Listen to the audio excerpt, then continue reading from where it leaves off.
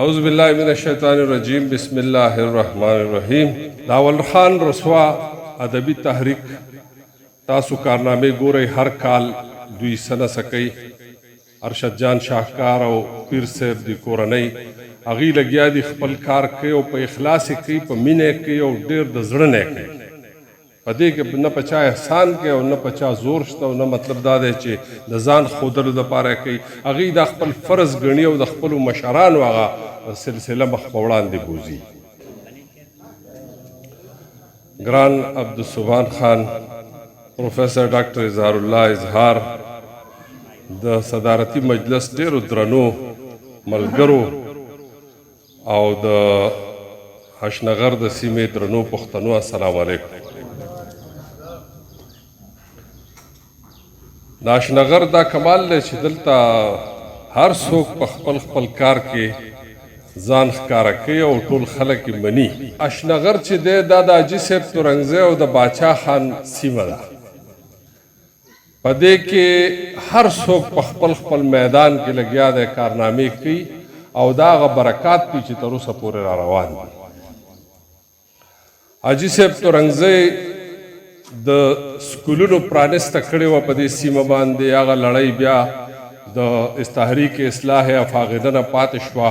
خدایي خدمتګار تحریک ته هغوی مدرسې جوړولې او آزاد سکولونو په نوم د آزادو مدرسو په نوم یې د علاقې له رڼا راوړه.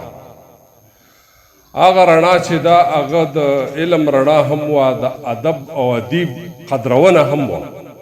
د تحریکونو ادیبانې دومره قدرولي دي چې د هغه ادیبانو اثر چې دی تر ننه پورې په پښتو ادب باندې قایم او دایم دی او د هغې په برکت باندې وده کړې ده زمونږ ژبې او زمونږ تعلیم او زمونږ سیاست او زمونږ ادب.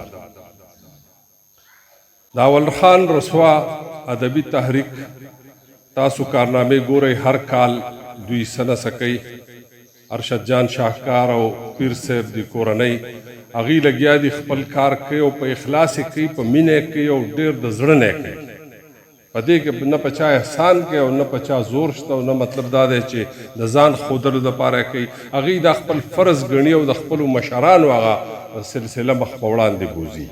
دا ډېر لوی کار دی او بیا دا کتاب چې کوم ارشد جان شاہکار راټول کړی دی او د ملګرو ژوند او د هغوی کلامونه را جمع کړي دي، نو دا ډېره لویه خبره ده.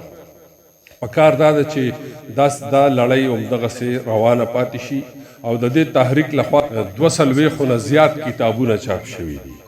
نو کتاب چې دی دا موږ چې څه وایو او څه کوو او څه زده کوو او څه ترقي کوو نو دا ټوله موږ ته د کتابونو په وسیله دا علم را رسېدلی دی. هغه که آسماني کتابونه دي او بیا که زمینی کتابونه دي، خو لړۍ یې د آسمان نه ده. مونږ که شاعري کوو نو د دې لړۍ هم د آسمان نه ده. مونږ که افسانه لیکو او که ډرامه لیکو او که ناول لیکو د دې لړۍ ټولې د آسماني کتابونو نه راوتې دي او هغه لړۍ مخ په وړاندې روان ده. د ادب مقصد د ژوند سره ښېګړه ده. د ادب مقصد د ژوند لارښودنه ده.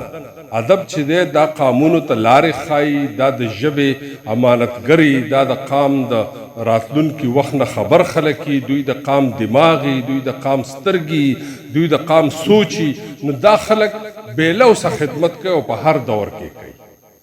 زه ډېر فخر محسوسوم چې په دې اجره کې د ادب بوټی کرلی شوی دی او هغه زرغون شوی دی او هغه لویږي او څانګې کوي او مخ په وړاندې روان دی. دا زمونږ یو داسې د فخر ځای دی چې مونږ د تورنګزو نوم واورو نو زمونږ ذهن ته د حاجي صاحب تورنګزی اول نوم راشي او بیا د هغې نه پس زمونږ د دې تحریک او زمونږ د دې ملګرو د دې پیرانو صاحبانو د کورنۍ او د دیو نوم راشي. او وجه څه ده؟ وجه دا ده چې د دیو سره ملګري شاعران چې دي هغه اخلاصمند دي. ارشد جان شاہکار چې دی هغه په خپلو اوږو ډېر بوج وړي، د دې ملګري ټول ډېر بوج وړي. نو دا ډېر لوی کار دی. موږ چې د دیو که مالي مرسته کولی شو، که بدني مرسته کولی شو، که روحاني مرسته کولی شو نو چې هغه یې وکړو، ځکه چې دوی زمونږ د مور ژبې خادمان دي او مور زمونږ د ټولو شریکه ده، پښتو ده. حالات کراله نه پرېږدي په زړونو کې پښتو، حالات کراله نه پرېږدي په زړونو کې پښتو، زمونږ خو بهیږي په رګونو کې پښتو. او په ویښه مې احساس او شعور دواړه پښتانه دي په ویښه مې احساس او شعور دواړه پښتانه دي په ما خورا خوره ده په خوبونو کې پښتو